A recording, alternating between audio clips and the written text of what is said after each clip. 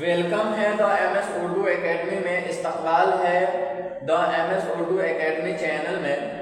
आज हम लोग उर्दू ग्रामर का एक टॉपिक पढ़ने वाले हैं, एक मौजू पढ़ने वाले हैं जिसका नाम है तशबीह। क्योंकि बहुत सारे एग्जाम में तशबीह से सवाल पूछे जाते हैं, इंटरमीडिएट में, मैट्रिक में, BA पार्ट थर्ड में भी इससे सवाल पूछा जाता है कि क्या होता है तशबीह, कैसे बोलते हैं और तशबीह के क्या कौन कौन से अरकान होते हैं। तो चलिए इन सारी चीज़ों को हम लोग डिटेल्स में जानते हैं। समझिए तशबीह अरबी ज़बान का लफ्ज़ है। सवाल पूछा जाता है तशबीह किस ज़बान का लफ्ज़ है, तो तशबीह अरबी ज़बान का लफ्ज़ है। किनाया किस ज़बान का लफ्ज़ था, तो अरबी ज़बान का लफ्ज़ था। इससे पहले भी पढ़ाए थे। और इसके लफ्ज़ी मानी यानी डिक्शनरी मीनिंग मुशाबिहत यानी किसी चीज़ को दूसरे चीज़ के मानिंद करार देना है। इल्म बयान की रूह से जब किसी चीज़ को किसी खास सिफत के एतबार से या मसरत खसूसियात की बिना पर दूसरी चीज़ के मानिंद करार दिया जाए तो उसे क्या बोलते हैं, उसे तशबीह कहते हैं।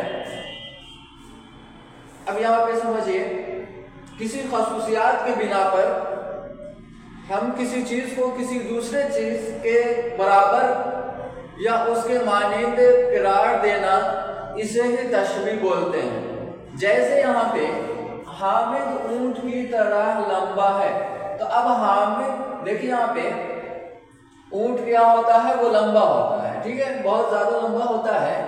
तो अब देखिए ऊंट की खसूसियत क्या है कि वो लंबा होता है। अब हामिद को ऊंट के मानिंद करार दे रहे हैं, तो हामिद जब लंबा है तभी हम उसको ऊंट के मानिंद करार दे रहे हैं। अगर वो लंबा ना होता तो उसे ऊंट के मानिंद करार नहीं देते। हामिद भी लंबा, ऊंट भी लंबा, इसलिए हम क्या कर रहे हैं, हामिद को ऊंट के मानिंद करार दे रहे हैं। यहाँ पे इसी को क्या बोलते हैं, तशबीह बोलते हैं। अब यहाँ पे एक छोटा सा एग्जाम्पल मसलन लिखा है। मसलन हम ये कहें कि बच्चा चांद की तरह मानिंद हसीन है, तो ये तशबीह कहलाएगी, क्योंकि चांद का हसीन मुसलमा है। अगरचे ये मफहूम बच्चे को चांद से तशबीह दे बगैर भी अदा किया जा सकता है कि बच्चा तो हसीन है, लेकिन तशबीह के बदौलत इस कलाम में फसाद और बलागत पैदा हो गई। देखिए यहाँ पे इस एग्जाम्पल में हम समझते हैं हामिद ऊंट की तरह लंबा।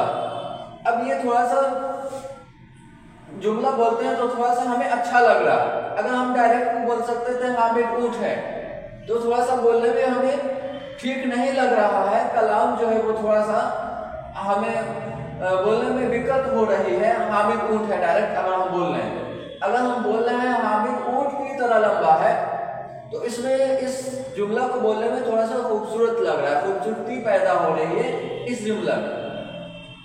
अब देखिए अरकान क्या है, कौन कौन से तशबीह के अरकान हैं वो समझिए। तशबीह के कुल 5 अरकान हैं।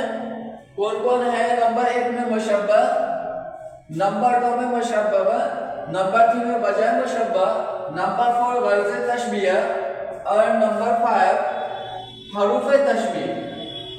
अब समझिए बारी बारी कि मुशब्बह और मुशब्बह, वजह मुशब्बह, अरकान मुशब्बह, हरूफ तशबीह, गर्ज़ तशबीह, ये सब क्या होता है।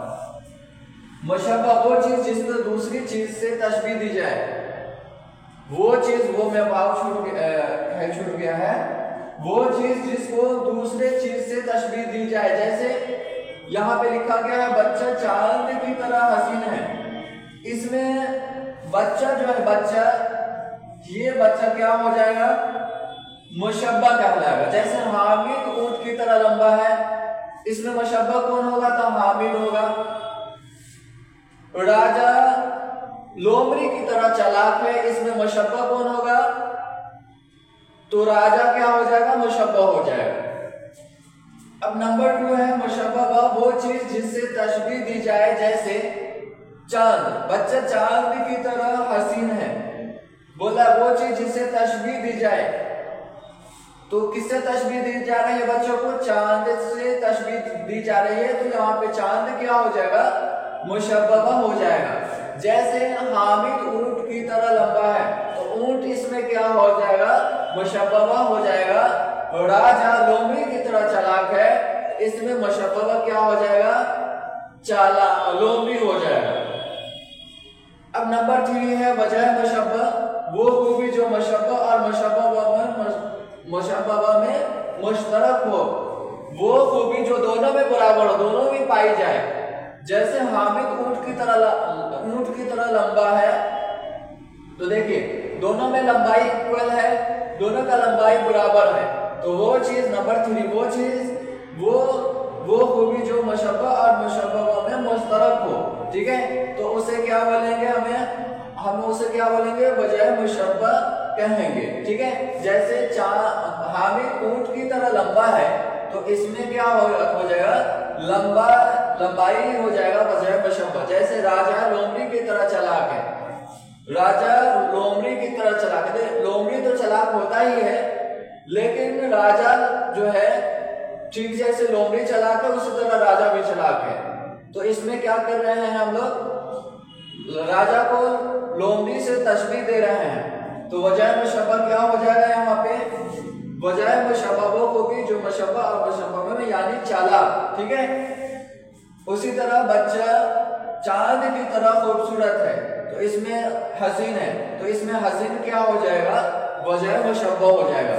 गर्ज़ तशबीह वो मकसद जिसके खातिर तशबीह दी जाए, और गर्ज ये है कि बच्चे के हसीन और नज़ाकत को बढ़ाकर बयान किया जाए, उसे वजह गर्ज तशबीह कहते हैं, गर्ज तशबीह कहते हैं।